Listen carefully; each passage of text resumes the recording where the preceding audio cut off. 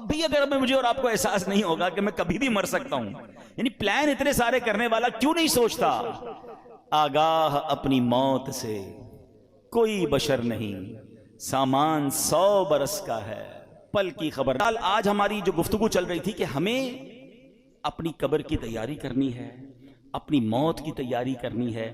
شب برات جو ہے نا وہ ہمیں بہت کچھ درس دیتی ہے، اور پھر سب سے زیادہ ہمیں اس بات پر غور کرنا ہے کہ ہمیں اللہ کے خوف کو دل میں پیدا کرنا ہے۔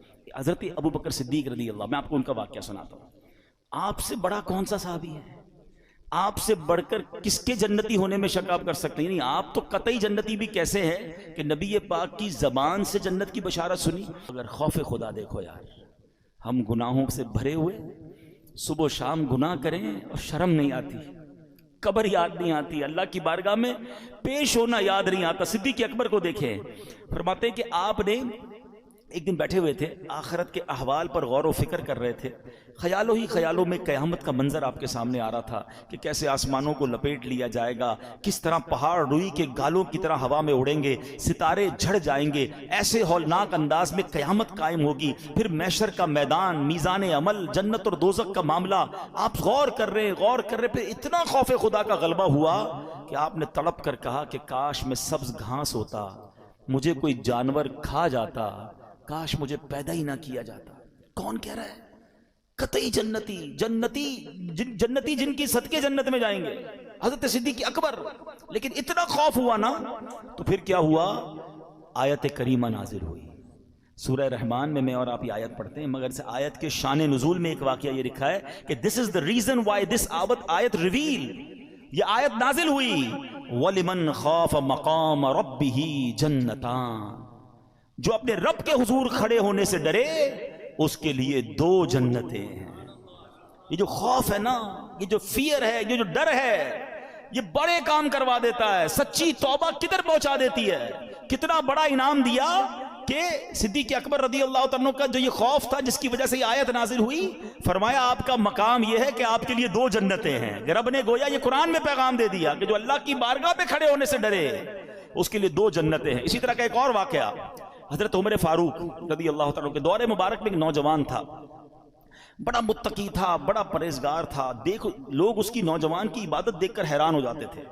وہ نوجوان جب عشاء پڑھ کے گھر کی طرف جاتا تھا نا تو راستے میں اسے ایک خوبصورت عورت اپنی طرف بلاتی تھی۔ وہ بڑی نیک طبیعت کا مالک تھا، اس کی طرف توجہ نہیں کرتا تھا اور نکل جاتا تھا۔ ایک دن جب وہ گزرا تو عورت نے اس کو پھر بلایا۔ اب انسان تھا، شیطان نے اس پر حملہ کیا، وہ بھی اس کی طرف مائل ہو گیا، مگر جیسی عورت کے قریب ہوا نا تو اسے اللہ کریم کا یہ فرمان یاد آیا، ان الذین اتقوا اذا مسهم طائف من الشیطان تذکروا فاذا هم مبصرون، بے شک پرہیزگاروں کو جب شیطان کی طرف سے کوئی خیال آتا ہے تو وہ فوراً حکم خدا یاد کرتے ہیں، پھر اسی وقت ان کی آنکھیں کھل جاتی ہیں۔ اس آیت کریمہ کے یاد آتے ہی اس کے دل پر ایسا اللہ کے خوف کا غلبہ پیدا ہوا کہ خوف الہی سے کانپتے کانپتے وہ بے ہوش ہو گیا۔ جب بڑی دیر ہو گئی گھر نہیں پہنچا تو اس کا بوڑھا باپ ڈھونڈنے نکلا تو دیکھا کہ نوجوان تو راستے میں بے ہوش پڑا ہوا ہے۔ اس کو اٹھایا، اپنے گھر لایا۔ اس کو جب ہوش آیا تو اس نے پھر اپنے والد کو واقعہ سنایا۔ واقعہ سناتے سناتے پھر اسے آیت کریمہ یاد آئی، پھر وہ آیت کریمہ اس نے پڑھی تو اس کی زوردار چیخ نکلی اور اس کا دم ہی نکل گیا۔ حضرت عمر فاروق رضی اللہ عنہ کو اس نوجوان کے بارے میں پتہ چلا کہ ایسا نوجوان اتنا خوف خدا والا، اور اللہ کے خوف سے اس کا انتقال ہو گیا۔ آپ اس کی قبر پر آئے اور یہ آیت کریمہ پڑھی، وَلِمَنْ خَافَ مَقَامَ رَبِّهِ جَنَّتَانِ، جو اپنے رب کے حضور کھڑے ہونے سے ڈرے اس کے لیے 2 جنتیں ہیں۔ حضرت عمر فاروق جب یہ آیت پڑھی نا تو قبر میں سے اس نوجوان نے جواب دیا، اے امیر المومنین، میرے رب نے بے شک مجھے 2 جنتیں عطا فرما دی ہیں۔ ہاں، جب رب بخشنے پہ آتا ہے نا تو کریم ہی جو ٹھہرا تو کرم کے کیا ٹھکانے، تو نوازنے پہ آئے تو نواز دے زمانے۔ بات یہ ہے کہ اللہ سے دوستی بندہ کر لے، اللہ کا خوف تو دل میں رکھے نا۔ چھپ چھپ کر گناہ ہو رہے ہیں، اللہ کو ناراض کیا جا رہا ہے، موج مستی ہو رہی ہے، اللہ کی بارگاہ میں پیش ہونے کی فکر ہی نہیں ہے، یہ نہ کرو۔ اب تو رمضان آنے والا ہے، اب تو وہ مہینہ آنے والا ہے جس میں ویسے ہی اللہ کریم کی رحمتوں کے دروازے کھل جانے ہیں۔ تو اب سچی توبہ کر لیجئے، اپنے گناہوں سے معافی مانگ لیجئے، اللہ کے قریب ہو جائیے، اور یقین کریں اللہ معافی مانگنے والوں کو بڑا پسند فرماتا ہے۔ وہ ایسے نوازتا ہے نا، آئے ہے. ابھی آپ نے ایک واقعہ سنا، ایک اور واقعہ سنا آپ کو، پھر بیان کمپلیٹ کرتے ہیں. ایک کسائی تھا، قصاب، ٹھیک ہے، اور اس کی ایک پڑوس کے اندر ایک خادمہ تھی، کام کرنے والی تھی. وہ اس کو بڑی پسند تھی، اس کی نیت اس کے بارے میں خراب تھی. تو ایک دن وہ کہیں جا رہی تھی تو یہ بھی اس کے پیچھے پیچھے ہو لیا. جب قریب پہنچا تو وہ خادمہ کہتی کہ دیکھو میرے قریب مت آؤ، دل تو میرا بھی تمہاری طرف مائل ہے، مگر یہ کام جو ہے نا یہ اللہ کو پسند نہیں ہے. اللہ کا خوف کرو، مجھے اللہ سے ڈر لگتا ہے. اس نے سوچا کہ جب تم خادمہ ہو کر، ایک غریب عورت ہو کر اللہ سے ڈر رہی ہو، مجھے زیادہ ڈرنا چاہیے. اس نے اس عورت کو چھوڑ دیا اللہ کے ڈر سے. کوئی دیکھنے والا نہیں تھا، they were both alone there، مگر اللہ کے خوف سے چھوڑ دیا. لیکن اب جب واپس آنے لگا نا تو راستے میں بڑی گرمی تھی، پانی دور دور تک نہیں تھا، پیاس سے نڈھال ہو گیا، اس سے مرنے کے قریب ہو گیا. تو ایک اور شخصیت وہاں سے گزرے. کہا آپ کون ہیں؟ کہ میں فلاں نبی کا قاصد ہوں. ایک نبی علیہ السلام کے ساتھ رہتے تھے اور ان کے قاصد تھے، پیغام پہنچاتے تھے. وہ بھی پیاسے تھے. کہا آپ کا حال کیا؟ کہ میں بھی بالکل پیاسا ہوں. کہا چلیں حضور دونوں مل کے دعا کرتے ہیں. تو وہ جو نبی علیہ السلام کا قاصد تھا کہ تم بھی دعا کرو میں بھی دعا کرتا ہوں. کہا میں تو گناہ گار آدمی کسائی ہوں، آپ اللہ کے نبی کے ساتھ رہتے ہیں، آپ دعا کریں. انہوں نے دعا کی، انہوں نے آمین کہنا شروع کی. تھوڑی دیر ہوئی تو ایک بادل آیا، بڑا کالا سا، بڑا ٹھنڈی ہواؤں والا. ان دونوں کو سکون ہو گیا. کہا چلو چلتے ہیں، اب پانی تلاش کرتے ہیں، ریلیکسیشن تو ہو گئی. تھوڑا آگے گئے تو اب راستہ دونوں کا ٹرن ہونے لگا. تو جو اللہ کے نبی کے قاصد تھے وہ مثال کے طور پر رائٹ ٹرن ہوئے، یہ کسائی کو لیفٹ ٹرن ہونا تھا، یہ قصاب لیفٹ ٹرن ہوا، بادل اس کے ساتھ جانے لگ گیا. اللہ کے نبی کے قاصد نے کہا تم تو کہتے تھے عام سا آدمی ہوں، کوئی نیک عمل نہیں، تمہارے ساتھ تو بادل جا رہا ہے. کہ واقعی کوئی نیک عمل نہیں ہے، بس آج ایک واقعہ ہوا، گناہ کرنے جا رہا تھا، میں تو غلط آدمی ہوں، برا کام کرنے گیا تھا. ہاں یہ بات ضرور ہے کہ موقع ملا تو اللہ کا خوف آ گیا، میں اس لیے پیچھے آ گیا. وہ اللہ کے نبی کے قاصد کہتے ہیں کہ توبہ کرنے والوں پر رب ایسے ہی انعام فرماتا ہے. آئے ہائے، ہم گناہ کریں، اسے ناراض کریں اور توبہ کر لیں تو وہ کیسے معاف فرماتا ہے. حضرت موسیٰ علیہ السلام کے دور کا ہی واقعہ ہے نا. ایک گاؤں میں بارش نہیں ہو رہی تھی. گاؤں والوں نے کہا کہ چلو مل کے دعا کرتے ہیں. حضرت موسیٰ بھی ہیں، کلیم اللہ بھی ساتھ ہیں، 70,000 لوگ جمع ہو گئے. دعا شروع ہوئی، حضرت موسیٰ دعا کرا رہے ہیں. ایوری بڈی ایکسپیکٹنگ کہ اللہ کے نبی ساتھ ہیں، کلیم اللہ ہے، بارش تو ہونی ہے، اتنا بڑا مجمع ہے. نو رین، نو کلاؤڈ، بالکل کلین اسکائی. حضرت موسیٰ نے کہا یا اللہ میں دعا کر رہا ہوں، اتنے لوگ آمین کہہ رہے ہیں، بارش نہیں ہو رہی. فرمایا موسیٰ اس پورے مجمع میں ایک بندہ ہے جو پچھلے 40 سال سے مجھے ناراض کر رہا ہے، جب تک وہ بندہ اس مجمع میں ہے نا بارش نہیں ہونی.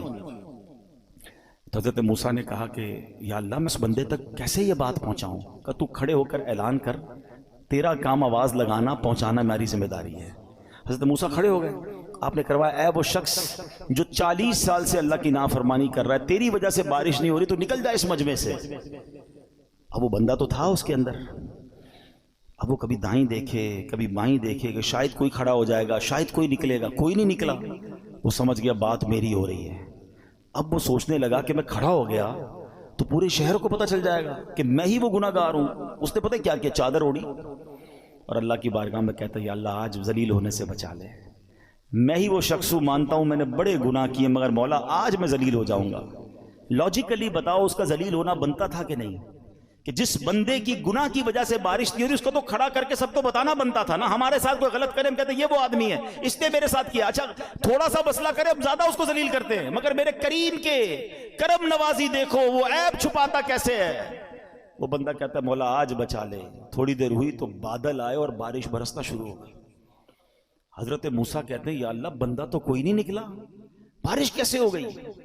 اللہ فرماتا ہے اے موسیٰ اس بندے نے مجھ سے دوستی کر لی ہے. حضرت موسیٰ کہتے ہیں یا اللہ بندہ تو دکھا دے، اب تو ملا دے تیرا دوست کون ہے. آئے ہائے، پتہ ہے کیا فرمایا رب نے؟ فرمایا موسیٰ جب وہ میرا نافرمان تھا تب میں نے اسے ظاہر نہیں کیا، اب تو میرا دوست بن گیا، میں تجھے کیسے ظاہر کر دوں. یہ ہے میرا رب. کاش مجھے اور آپ کو سمجھ آ جائے. دنیا والوں کو میرا ایک ایپ پتہ چل جائے تو واٹس ایپ گروپ میں چلتے ہیں وہ میسج، سوشل میڈیا پہ چلتے ہیں، ویب سائٹوں پر اور اخباروں میں چلتے ہیں، مزے لیتے ہیں لوگ ہمارے ایپ کے. ارے دنیا کو تو پتہ ہی کچھ نہیں ہے جو میرے رب کو پتہ ہے. بچپن سے نافرمانیاں کر رہا ہوں، بچپن سے اسے ناراض کر رہا ہوں، چھپ چھپ کے گناہ کر رہا ہوں، وہ سب جانتا ہے. مگر کیسا کریم ہے، صرف چھپا نہیں رہا وہ صرف چھپاتا تھا وہ بھی بڑی مہربانی تھی. وہ عزتیں بھی دے رہا ہے, وہ نعمتیں بھی دے رہا ہے, وہ مجھے کھلا بھی رہا ہے, وہ مجھے بڑا بھی کر رہا ہے, مجھے رزق بھی دے رہا ہے, مجھے میری فیملی کا سکھ بھی دے رہا ہے, مجھے دولت بھی دے رہا ہے, کیونکہ دے تو وہی رہا ہے نا. اس کو سب پتا ہے, وہ پھر بھی دے رہا ہے. اس کو سب پتا ہے, پھر بھی ہم اس سے دوستی نہیں کرتے, پھر بھی ہم اس کو راضی نہیں کرتے. کب تک اسے ناراض کرو گے بھائی؟ آج کر لو توبہ, آج کر لو اس سے دوستی.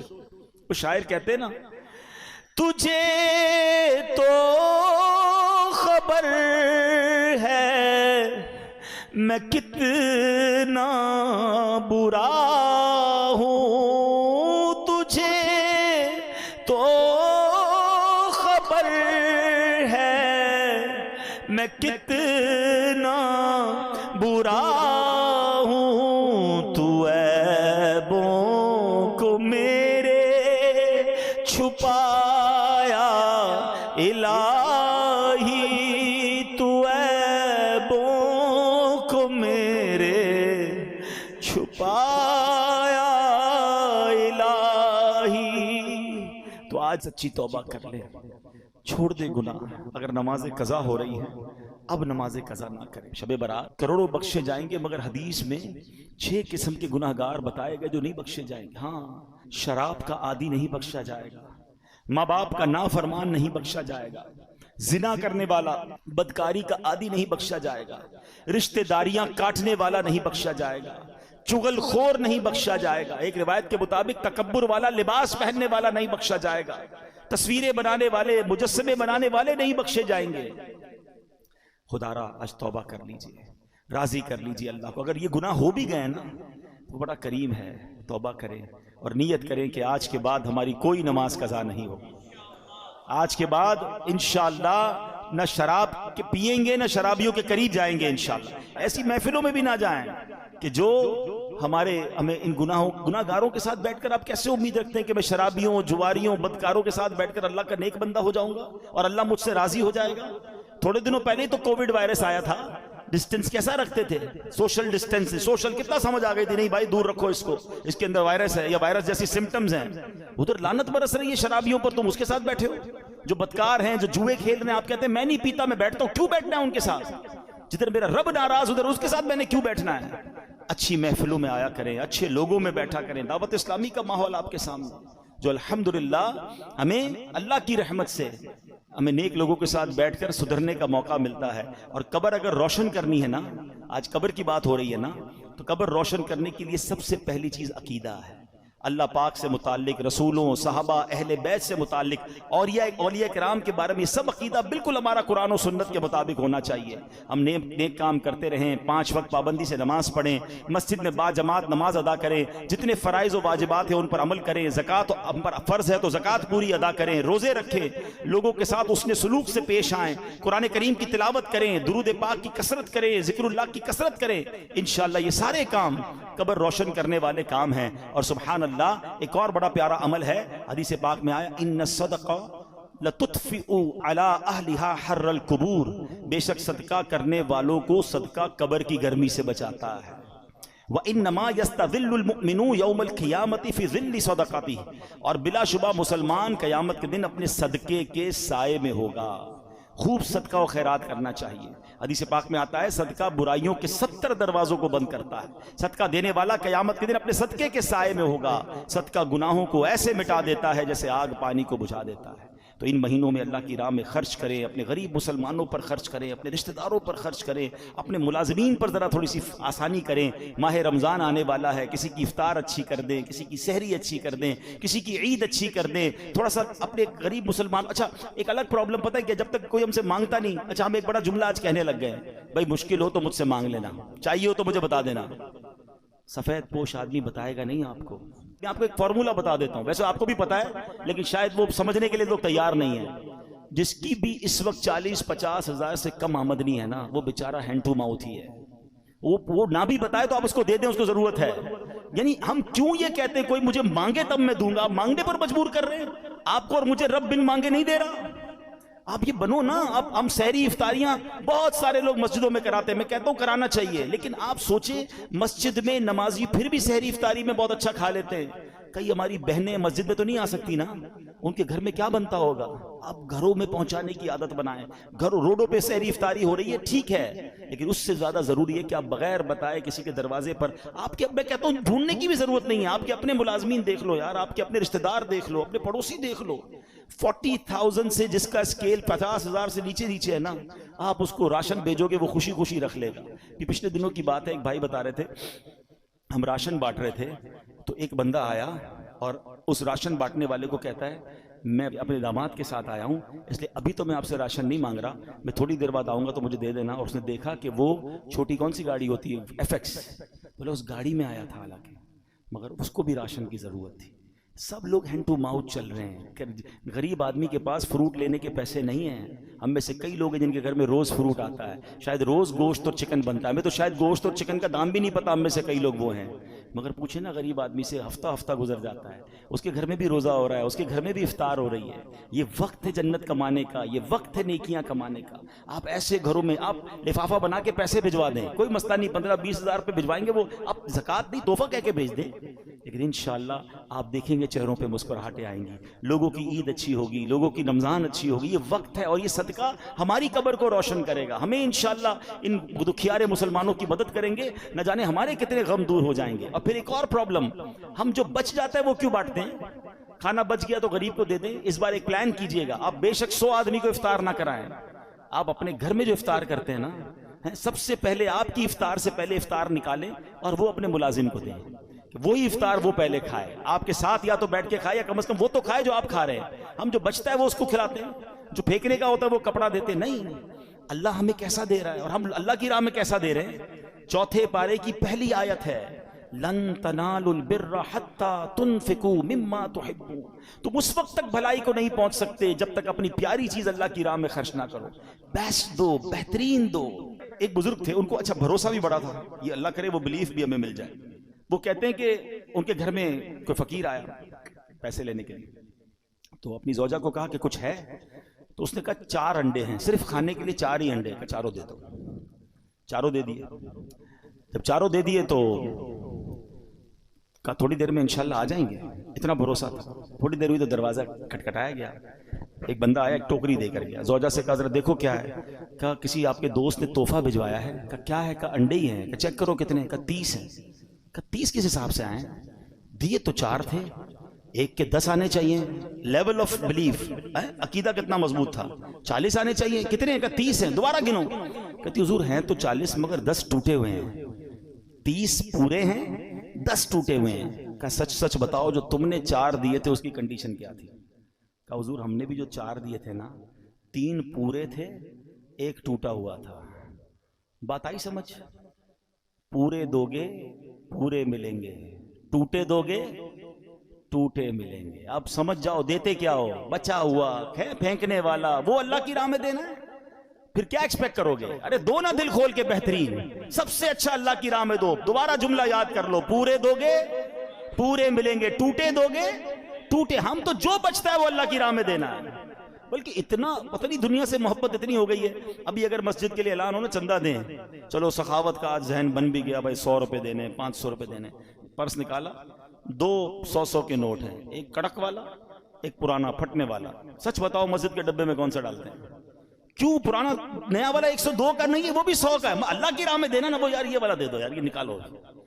کمال ہے یار. اپنے بچے کے لیے برانڈڈ چیز لینی ہے، اللہ کی راہ میں پھینکنے والی چیز لینی ہے. اللہ دل دیکھتا ہے. اللہ کو تھوڑی چاہیے ان چیزوں کی، اللہ کی بارگاہ میں تھوڑی جاتی ہے میری چیزیں، وہ دل دیکھ رہا ہے کہ یہ بندہ جب بھی میری راہ میں خرچ کرتا ہے جو اس کے کام کا نہیں وہ خرچ کرتا ہے. کہیں ایسا نہ ہو وہ کہ اپنی رحمتوں کو وہ روک لے. جب وہ بے گنے دے رہا ہے، میری اوقات سے بڑھ کر دے رہا ہے، تو بانٹو نا. بھائی زکوٰۃ پوری ہو گئی، بھائی ہم نے حساب کر لیا اب اور نہیں دینے. ارے بھائی نیکی کا کام آیا دے دو، کوئی بات نہیں، اللہ بھی تو دے رہا ہے. زکوٰۃ سے اوپر دینا منع تو نہیں ہے، صدقہ دینا منع تو نہیں ہے، تو خرچ کیا کریں. اللہ پاک ہمیں عمل کرنے کی توفیق عطا فرمائے. رب کریم ہم سب کی مغفرت فرمائے، ہمارے گناہوں کو معاف فرمائے، ہمارے ماں باپ کو بخش دے. بس اللہ سے یہ دعا ہے ہمیں درازی عمر بالخیر عطا کر دے، ہمارے رزق میں برکت عطا فرما. آمین بجاہ النبی الامین صلی اللہ تعالی علیہ وسلم. بلکہ کتنی بار بشارت سنی پیارے آقا علیہ السلام نے. ایک بار پتہ کیا فرمایا؟ دیکھیں کیسا پیار ہے. ایک بار نبی پاک تشریف لائے صحابہ کرام میں، سیدھے ہاتھ میں صدیق اکبر رضی اللہ تعالیٰ کا ہاتھ ہے، بائیں ہاتھ میں حضرت عمر فاروق کا ہاتھ ہے، اور تشریف لائے اور آ کر فرماتے ہیں آج دیکھ لو جیسے آج آئے ہیں محشر کے دن بھی ایسے ہی آئیں گے۔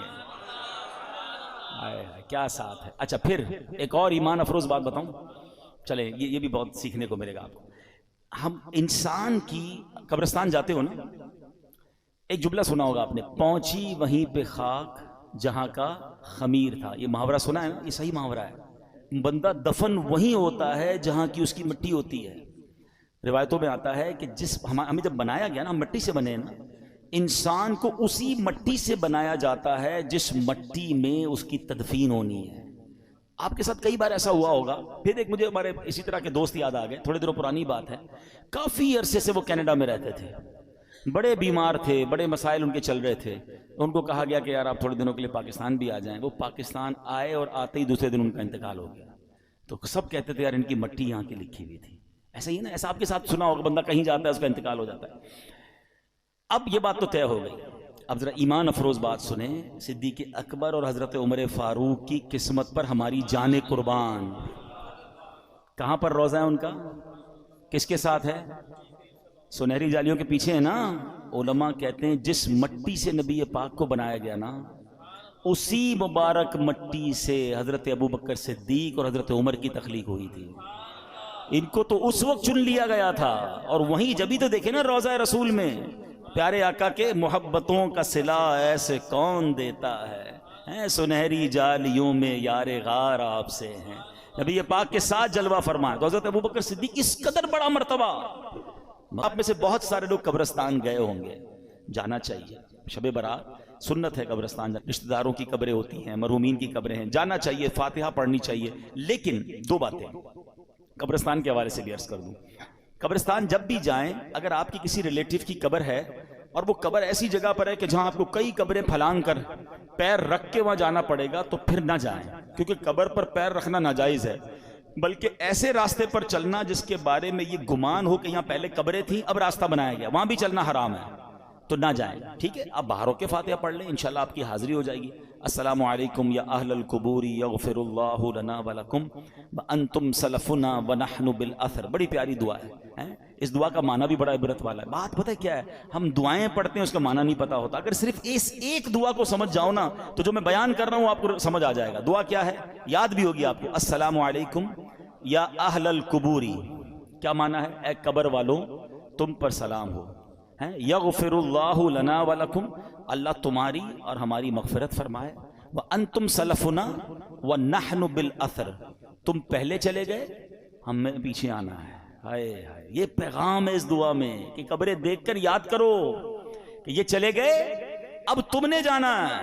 قبرستان جاتے ہیں پھر بھی چہرے پہ ہنسی ہے، پھر بھی انجوائمنٹ ہے، پھر بھی موبائل فون ہے۔ قبر کی کسی کو تدفین ہو رہی ہوتی ہے نا، تو باہر وہاں بیٹھ کے سگریٹ پی رہے ہوتے ہیں، گپے لگا رہے ہوتے ہیں، بزنس کی باتیں کر رہے ہوتے ہیں۔ یار قبرستان جا کر تو یاد کر لو کہ کل میری باری آنے والی ہے۔ عبرت جس کو کہتے ہیں میسج لینے کا انداز ہی نہیں ہے۔ ہمارے بزرگان دین کیسے عبرت کے مدنی پھول لیتے تھے، لیکن ہمیں عبرت لینا نہیں آتا ہے۔ اب ذرا سوچیں۔ اچھا چلیں اس دعا میں ایک اور بات بھی سیکھ لیجئے۔ ماشاءاللہ وہی والی بات ہے نا، جو چیز سیکھنے کو مل جائے تو سیکھ لینی چاہیے۔ تو سیکھنی کیا ہے کہ اس میں کیا میسج ملا، دعا کیا ہے، دوبارہ دہرائیے گا، السلام علیکم یا اہل القبور۔ واہ بھائی واہ، مسئلہ تو حل ہو گیا اس دعا میں۔ حدیث پاک کی دعا ہے یہ، مشکات شریف میں دعا موجود ہے۔ اے قبر والو تم پر سلام ہو۔ قبرستان میں سارے اللہ کے ولی ہیں؟ بتاؤ نا، سارے ہی صحابہ ہیں، سارے جنتی ہیں؟ ہمیں کیا پتا ہے، شرابی کی بھی قبر ہے، کبابی کی بھی قبر ہے، نمازی کی بھی قبر ہے، نیک کی بھی قبر ہے، گناہ گار، اللہ سب کی مغفرت فرمائے۔ مگر عام مسلمانوں کو حدیث کیا بتا رہی ہے، یا اہل القبور، اے قبر والو تمہیں سلام ہو۔ بڑا سمپل سوال ہے، جب قبر والوں کو یا اہل القبور کہنا دعا سے حدیث سے ثابت ہے، ہم ادھر اگر اللہ کے ولی کو یا غوث اعظم کہتے ہیں تو کیا پرابلم ہے، یا رسول اللہ کہتے ہیں تو کیا پرابلم ہے؟ آپ تو گناہ گار کو یا اہل القبور کہنے کی اس دعا میں اجازت ہے، ہم تو اللہ کے نیک بندوں، اولیاء، صحابہ، اہل بیت کو پکارتے، پتہ نہیں کیوں ٹینشن کریٹ کی جاتی ہے۔ تو یہ چلے ایک مسئلہ بھی میں نے کہا عقیدے کا کلیئر کر دوں۔ ایک بڑی پیاری دعا آج میں نے بھی پہلی بار پڑھی، اس میں بھی کوئی حرج نہیں ہے، علم ہر بندہ سیکھ رہا ہوتا ہے۔ اور دعا کیا ہے؟ بسم اللہ الرحمن الرحیم، اللہم رب الاجسادی البالیتی والعظامی النخرتی التی خرجت من الدنیا وہی بکا مؤمنۃ ادخل علیہا روحا من عندک وسلاما منی. اب اس کا پہلے ترجمہ سنیے گا، پھر میں اس کی فضیلت بتا. اے اللہ، اے گل جانے والے جسموں اور بوسیدہ ہڈیوں کے رب، جو دنیا سے ایمان کی حالت میں رخصت ہوئے، تو ان پر اپنی رحمت فرما اور ان کو میرا سلام پہنچا دے. اچھا، یہ دعا جو ہے اس کی جو فضیلت ہے شرح الصدور میں ہے کہ جو بندہ قبرستان میں داخل ہو کر یہ دعا پڑھے تو حضرت آدم سے لے کر دعا پڑھنے کے وقت تک جتنے مسلمان فوت ہوئے یہ سب دعا پڑھنے والے کے لیے دعائے مغفرت کریں گے. یعنی اربوں مسلمان جو دنیا سے چلے گئے، اس کیونکہ ہم نے سب کے لیے دعا کر دی نا، تو وہ مردے بھی جو دنیا سے چلے گئے پردہ فرما گئے وہ ہمارے لیے دعا کریں گے. تو یہ شرح الصدور بڑی کمال کی کتاب ہے، امام جلال الدین سیوطی شافعی رحمۃ اللہ تعالی لکھی، اور انہوں نے اس میں یہ دعا لکھی ہے. دیکھیں، جہاں ثواب کا موقع ملے، جہاں برکت کا موقع ملے اسے اچیو کرنا چاہیے. فوراً ہی اگر کوئی اسکیم آتی ہے، فلاں بورڈ آتا ہے کہ یار یہاں یہ بار کیا آج کل کہتے ہیں وہ کوڈ یوز کر لو تو آپ کو اتنا % ڈسکاؤنٹ مل جائے گا، بندہ فوراً کوڈ نوٹ کر رہا ہوتا ہے، فوراً پکچر کھینچ لیتا ہے کہ یار یہ والے کوڈ سے یہ والی ویب سائٹ پہ فائدہ ہوگا. میں بھی چھوٹا سا کوڈ ہی بتا رہا ہوں بھائی، اور علماء کرام اور بزرگان دین کی اس کتابوں سے بتا رہا ہوں کہ اس کو پڑھ لو قبرستان میں جا کر، اور دعا ہی ہے نا، اس میں حرج تو کوئی نہیں ہے، تو سب جانے والوں کے لیے دعا ہے. تو بہرحال اللہ کرے کہ ہم اس طرح نیکیاں کمانے کا بھی ہمارے اندر شوق پیدا ہو جاتا. تو بہرحال